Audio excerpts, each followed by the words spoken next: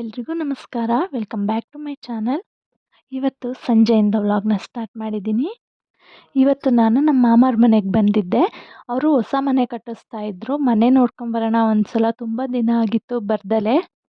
RCC ಆಗೋ ಟೈಮಲ್ಲಿ ಅಲ್ಲೇ ಇದ್ದೆ ನಾನು. ಬಟ್ ಅದಾದಮೇಲಿಂದ ನಾನು ಅಲ್ಲಿಗೆ ಹೋಗೋಕ್ಕಾಗಲೇ ಇಲ್ಲ.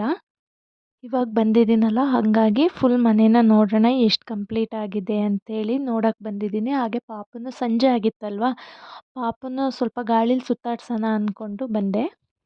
ಮೊದಲೆಲ್ಲ ಆದರೆ ಯಾವಾಗಲೂ ಅಲ್ಲೇ ಇರ್ತಾ ಇದ್ವಿ. ಬಟ್ ಇವಾಗ ಮದುವೆ ಆಗಿ ಪಾಪು ಆಗಿದ್ದಾದ್ಮೇಲಂತೂ ಹೋಗೋದಕ್ಕೆ ಟೈಮೇ ಸಿಗ್ತಾ ಇಲ್ಲ. ಈಗ ಪಾಪು ಆದಮೇಲಂತೂ ಇನ್ನೂ ಟೈಮ್ ಸಿಗ್ತಾನೇ ಇಲ್ಲ ನನಗೆ ಎಲ್ಲೂ ಹೋಗೋಕ್ಕೆ. ಮನೆ ಇನ್ನೂ ಕಂಪ್ಲೀಟ್ ಆಗಿಲ್ಲ, ಇನ್ನೂ ಕನ್ಸ್ಟ್ರಕ್ಷನ್ ನಡೀತಾ ಇದೆ. ಸುಮ್ಮನೆ ಹಾಗೆ ಒಂದು ಸಲ ನೋಡ್ಕೊಂಡು ಹೋಗೋಣ ಅಂತ ಬಂದೆ. ಮನೆ ಫುಲ್ ಕಂಪ್ಲೀಟ್ ಆದಮೇಲೆ ಹೋಮ್ ಟೂರ್ ಮಾಡಿ ತೋರಿಸ್ತೀನಿ ಹೇಗಿದೆ ಅಂತೇಳಿ. ಈ ಮಲೆನಾಡು ಸೈಡ್ ಮನೆಗಳು ಬರುತ್ತೆ ನೋಡಿ, ಸುತ್ತಲೂ ಹಂಚು ಕಂಬಗಳನ್ನೆಲ್ಲ ನಿಲ್ಲಿಸಿ ಮನೆ ಮಾಡಿರ್ತಾರೆ ನೋಡಿ, ಆ ಥರದಲ್ಲಿ ಮಾಡ್ತಿರೋದು ಮನೇನ. ಎಲೆಕ್ಟ್ರಿಷಿಯನ್ ವರ್ಕೆಲ್ಲ ಮುಗ್ದಿದೆ, ಫಿಕ್ಸ್ ಮಾಡೋದಷ್ಟೇ ಬಾಕಿ ಇರೋದು. ಫುಲ್ ಕಂಪ್ಲೀಟ್ ಮನೇನ ನಾನು ಈ ವ್ಲಾಗಲ್ಲಿ ತೋರಿಸ್ತಾ ಇಲ್ಲ ನಿಮಗೆ. ಜಸ್ಟ್ ಹಾರು ಮಾಡಿದ್ದಾರಲ್ವ ಕಬ್ಬಿಣದ್ದು ಹಂಚಾಕ್ಲಿಕ್ಕೆ, ಅದೆಲ್ಲ ಯಾವ ರೀತಿ ಕಾಣಿಸ್ತಿದೆ ಇವಾಗ ಹಂಚಾಕ್ಲಿಕ್ಕಿಂತ ಮುಂಚೆ ಅನ್ನೋದನ್ನು ಮಾತ್ರ ತೋರಿಸ್ತಾ ಇದ್ದೀನಿ. ಇದು ಫಸ್ಟ್ ಫ್ಲೋರಲ್ಲಿ 2 ರೂಮ್ ಬರುತ್ತೆ. ಅದಾದಮೇಲೆ ಇಲ್ಲಿ ಆರ್ಕ್ ಕಾಣಿಸ್ತಿದೆ ನೋಡಿ, ಕಬ್ಬಿಣದ್ದು. ಹಂಚಾಕ್ಲಿಕ್ಕೆಲ್ಲ ರೆಡಿ ಆಗಿದೆ, ಹಂಚು ಫಿಕ್ಸ್ ಮಾಡಬೇಕಷ್ಟೇ. ಅದಕ್ಕೆ ಪೇಂಟ್ ಎಲ್ಲ ಮಾಡಿ ಫಿಕ್ಸ್ ಮಾಡೋದೊಂದು ಬಾಕಿ ಇದೆ.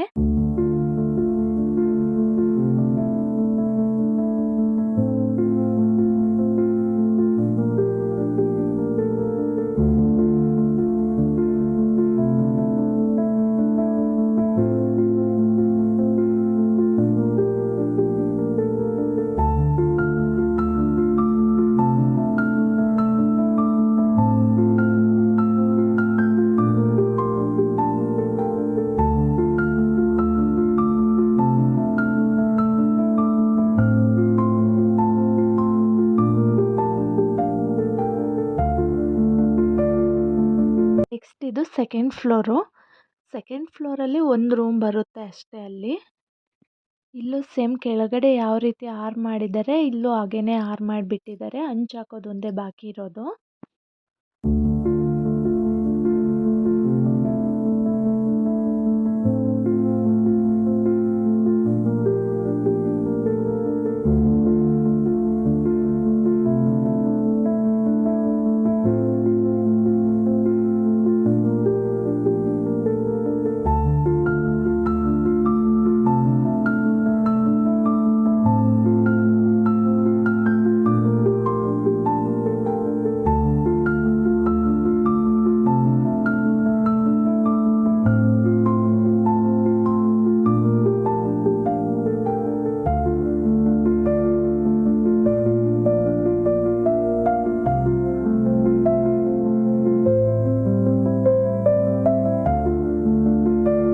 ಮನೆಯೆಲ್ಲ ನೋಡಿ ಮುಗ್ದಿದ್ದಾದಮೇಲೆ ತುಂಬಾ ಟೈಮ್ ಆಗೋಗಿತ್ತು. ಆಲ್ರೆಡಿ ಸೂರ್ಯಾಸ್ತದ ಟೈಮು.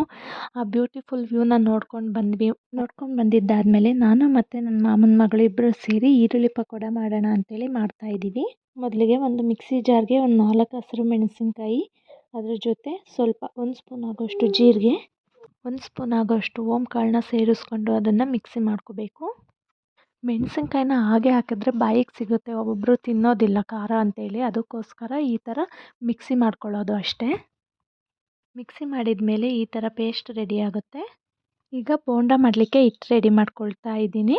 ಒಂದು ಪಾತ್ರೆ ತೊಗೊಂಡಿದ್ದೀನಿ, ಆ ಪಾತ್ರೆಗೆ ಬೋಂಡದ ಹಿಟ್ಟನ್ನು ಸೇರಿಸ್ಕೊಳ್ತಾ ಇದ್ದೀನಿ.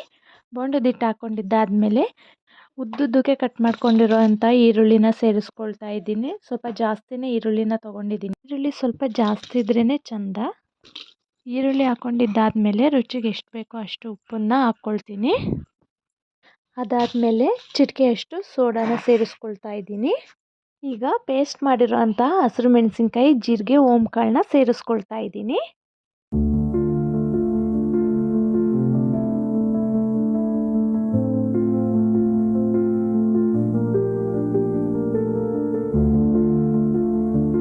ಮೆಣಸಿನ್ಕಾಯಿ ಎಲ್ಲ ಹಾಕ್ಕೊಂಡಿದ್ದಾದಮೇಲೆ ಕೊತ್ತಂಬರಿ ಸೊಪ್ಪನ್ನ ಚಿಕ್ಕದಾಗಿ ಕಟ್ ಮಾಡಿ ಹಾಕ್ಕೊಳ್ತಿದ್ದೀನಿ.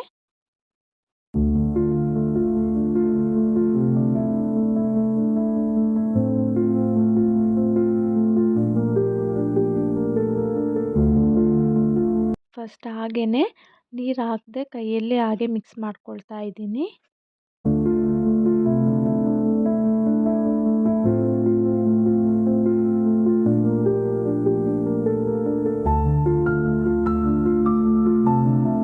ಕೈಯಲ್ಲಿ ಹಾಗೆಯೇ ಚೆನ್ನಾಗಿ ಮಿಕ್ಸ್ ಮಾಡ್ಕೊಂಡಿದ್ದಾದಮೇಲೆ ಈಗ ಸ್ವಲ್ಪ ಸ್ವಲ್ಪನೇ ನೀರನ್ನ ಹಾಕ್ಕೊಂಡು ಚೆನ್ನಾಗಿ ಮಿಕ್ಸ್ ಮಾಡ್ಕೊಳ್ತೀನಿ.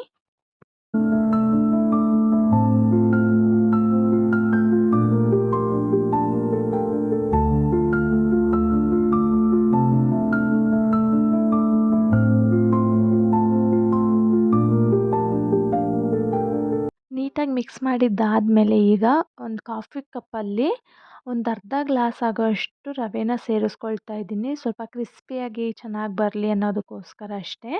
ಹಾಗೆ ಒಂದು 2 ಸ್ಪೂನ್ ಆಗೋಷ್ಟು ಎಣ್ಣೆನ ಬಿಸಿ ಮಾಡಿ ಸೇರಿಸ್ಕೊಳ್ತಾ ಇದ್ದೀನಿ.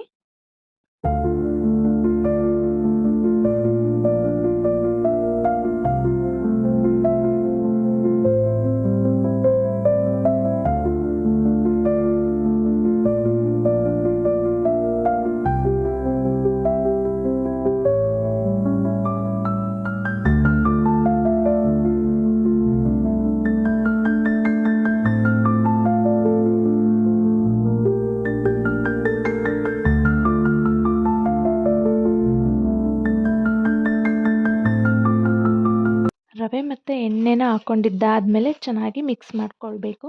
ತೀರಾ ತೆಳ್ಳಗಿರಬಾರ್ದು, ತೀರಾ ಗಟ್ಟಿಯಾಗೂ ಇರಬಾರ್ದು. ಈ ಕನ್ಸಿಸ್ಟೆನ್ಸಿಲಿದ್ದರೆ ಸಾಕು. ನಂತರ ಒಂದು ಬಾಣಲೆಗೆ ಸ್ವಲ್ಪ ಎಣ್ಣೆನ ಹಾಕಿ ಬಿಸಿ ಮಾಡೋಕ್ಕಿಟ್ಟಿದ್ದೆ. ಎಣ್ಣೆ ಬಿಸಿ ಆಗಿದೆ. ಈಗ ಒಂದೊಂದೇ ಬಜ್ಜಿನ ಹಾಕ್ಕೊಳ್ತಾ ಇದ್ದೀನಿ.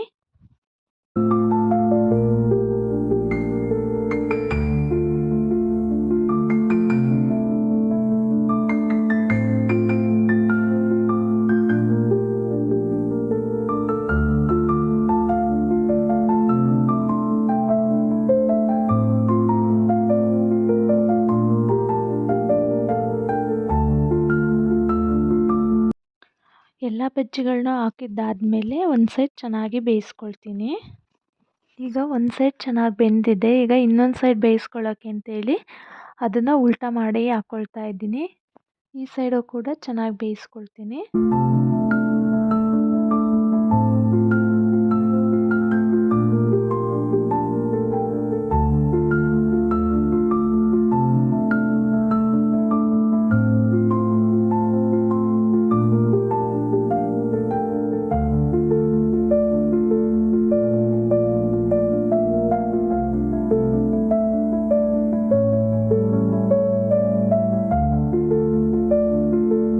ಈಗ ಎಲ್ಲ ಬಜ್ಜಿಗಳು ಚೆನ್ನಾಗಿ ಆಗಿದೆ.